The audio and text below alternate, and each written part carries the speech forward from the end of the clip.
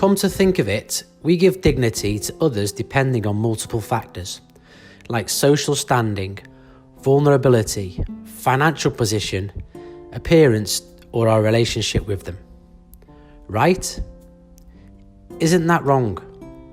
Always remember, if you're helping someone in distress or trying to protect someone dear to you, do so by keeping his or her dignity intact. Let's demonstrate this with a story. The story is about people not having equal access to wealth and opportunities. Also, it explores a girl's rights to decide her future. A poor farmer lived in a village with his daughter. He earned a living by cultivating a small piece of land. Times were getting tough as there was no rain for a year. The crops were dying as a result. He realised that other farmers in the village were using tractors and drip irrigation. However, he did not have the money to make similar investments. His young, educated daughter told him, instead of depending on the rain alone, he could consider taking a loan and improving his farming methods. The farmer took his daughter's advice and borrowed some money from the landlord. He was unable to repay the debt within the promised time. The powerful and rich landlord thought it was the best time to negotiate with the farmer. He told the farmer that since he took the loan based on his daughter's advice and was unable to repay, it was only fair he gave his daughter to the landlord instead. Question: what would you do if you were the father? What would you do if you were the daughter?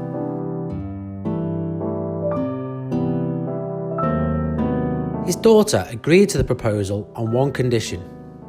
She explained that as a girl, she should have an equal right to choose her life partner. To fulfill her requirements, she asked the landlord to toss a coin and allow her to choose heads or tails. Since they were on a riverside and no coin toss was available, she offered the black and white pebbles lying on the riverbed. She laid down the rules. If she was to pick a black pebble, she is not obliged to marry the landlord. But if she picks the white pebble, she will have to marry the landlord. The landlord quickly agreed to her rules. To ensure the outcome in his favour, he picked a white pebble in each of his hands and asked the girls to choose. The girl thought for a minute and quickly tapped his right hand as her choice. Confused, the landlord dropped the pebble on the ground. "Oops," she said, while searching for the pebble that had got mixed up with the other pebbles. The only choice left was for her to look at the other pebble that the landlord was holding in his left hand. As expected, that pebble was white also. To the landlord's surprise, she exclaimed, "Oh, this means I choose the black pebble then." She outsmarted the landlord. She took the land documents from his assistant and happily walked away. Questions: have you ever felt helpless or vulnerable due to a situation that is not in your control? Were you exploited because of that situation? What would you have done instead of trading your daughter? If you were the daughter in the story, how would you have escaped from the situation? If you were the landlord, how would you take back your money without exploiting the farmer?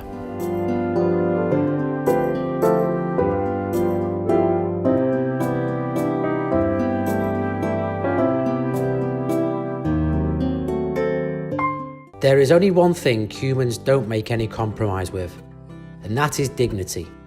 Human dignity involves respect among different people of society.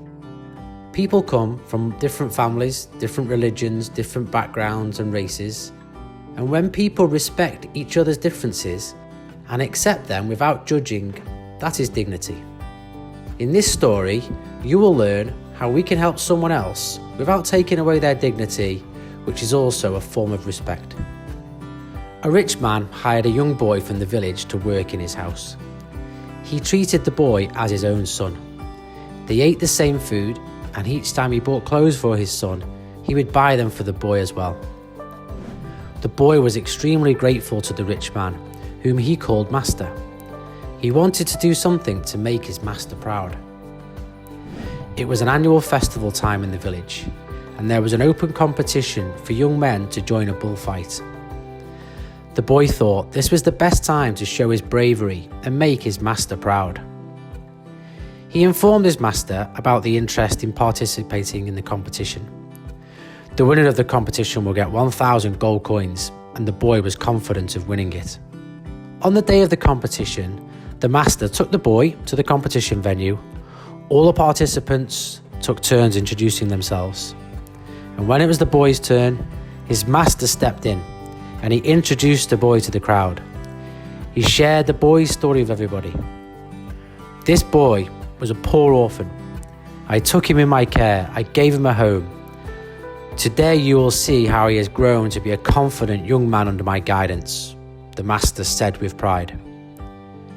To everyone's disappointment, the boy failed in the first round. What would you do if you were the boy? What would you do if you were the master? The master walked up to the boy and asked him gently if he was okay. The boy replied that he was upset about disappointing his master, since the master had placed a lot of confidence in him. The master understood the situation. He walked back to the stage once again and introduced the boy to the crowd once more. This young man will succeed if you give him a chance. Human potential has no limits. If there is a will, there's a way, he said, smiling at the boy. The boy immediately felt a shift in his self-worth. At that moment, he understood the power of possibilities. He understood that if he focused, there was a possibility to win. Soon the tables turned and the boy won the competition.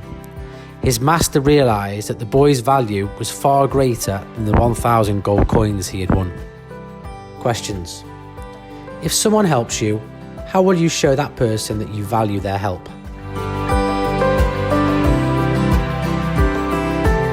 In the story, what would you have done to show the respect to the master?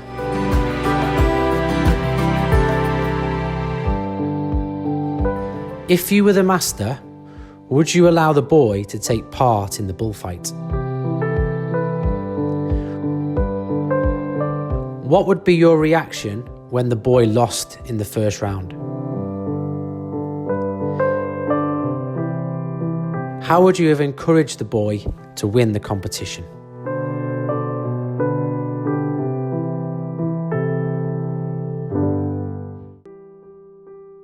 The situations might be different, but this story is to lay emphasis on the importance of human dignity. To err is human. But how will you make someone realise their mistake? By punishing or by insulting? No, that will leave the person scarred for a lifetime. Instead, the person should be made to realise his or her mistake in the most dignified and respectful manner. It was a class full of young teenage boys. They were boisterous, flamboyant, and at the age wanting to flaunt their freedom, independence and identity. It was Richard's birthday a day prior, and his father had gifted him a fitness band, which is a combination of a watch, a camera and a mobile at the same time. James was quite fascinated with the gift Richard had received. James had been asking his father for an ordinary watch for a long time. His father kept dodging his demand, saying that only if he gets a good grade in the final exam, he will buy it for him. Owning such a fancy watch was a distant reality for James, and he couldn't help looking at Richard's watch with envy. There was a lunch break in school, and James noticed that Richard had removed his watch, keeping in his bag and lying on the desk. James thought, where could a better opportunity for him to look at the watch and see how it works? James checked the watch out of curiosity rather than any intention to steal it. But before he could put it back in the bag, the bell rang and all the students returned back to their desks. James returned to his desk too, along with Richard's watch. In no time, Richard realised his watch had been missing from his bag. He panicked, since his father had warned him not to lose such an expensive gift, which was not even a day old. The teacher realised that Richard was heartbroken, so he immediately asked the doors to be shut and made a statement to the entire class. No outsider has entered the classroom except the students studying in this class, so I'm sure if someone has stolen the watch, it must be one of you. Here is your chance to return Richard's watch. In the next 5 minutes, all students will blindfold themselves, and whoever has taken the watch will keep it back on my table. Richard found the watch on the teacher's table. James was relieved that he was saved from a huge embarrassment. What would you have done if you were James or the teacher? As the years passed, James was now a respected and accomplished executive working in a multinational company. One day, he was waiting at the airport and he saw an aged and frail man sitting next to him. He soon recognised that it was the same teacher that had taught him in school. After a warm introduction, James confided, saying, "Thank you, sir. If you had asked me to search for the watch that day, I would have been expelled from school for theft."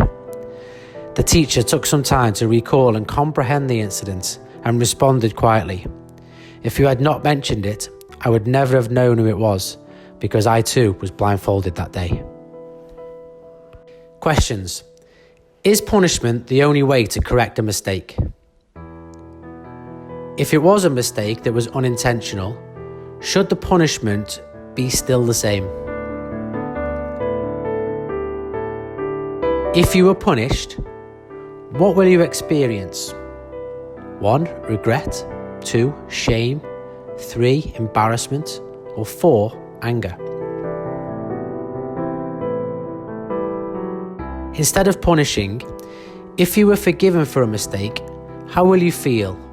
1. Relieved. 2. Grateful. 3. Mindful. 4. Responsible.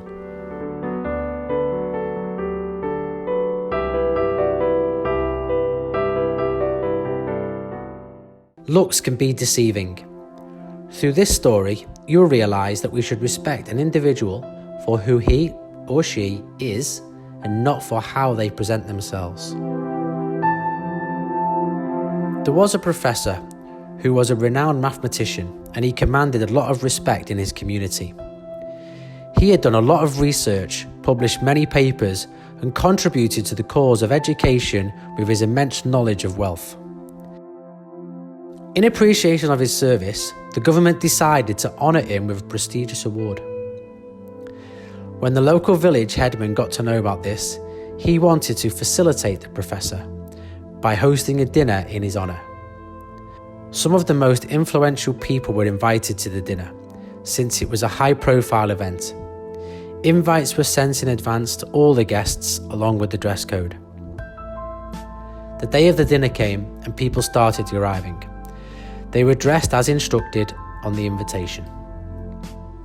Amid the well-dressed guests was a man who came in a very ordinary outfit. The security guard at the gate got suspicious and stopped the man from entering the dinner party. They asked him to show them the proof of the invite. As expected, the man did not have any invitation. The guard warned the man he would be handed over to the police if he tried to enter such an exclusive event again. As the guests started assembling, everyone was waiting for the chief guest so that the event could begin. However, there was no trace of the professor, and the host was now getting impatient.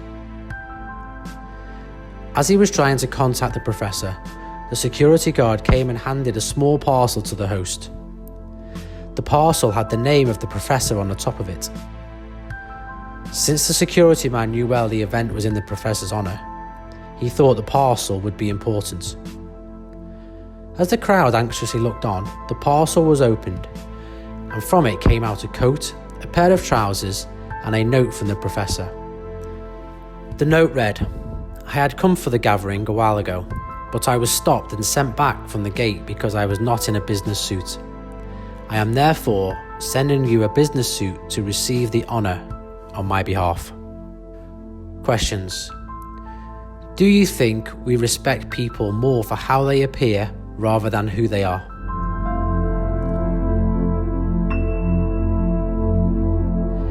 Has there been an incident where someone was initially disrespectful and then became respectful?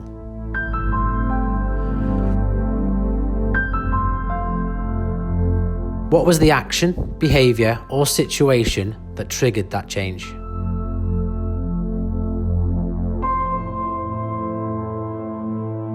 Do you think if you respect someone, you will continue to respect that person forever? Why or how do we continue to respect someone?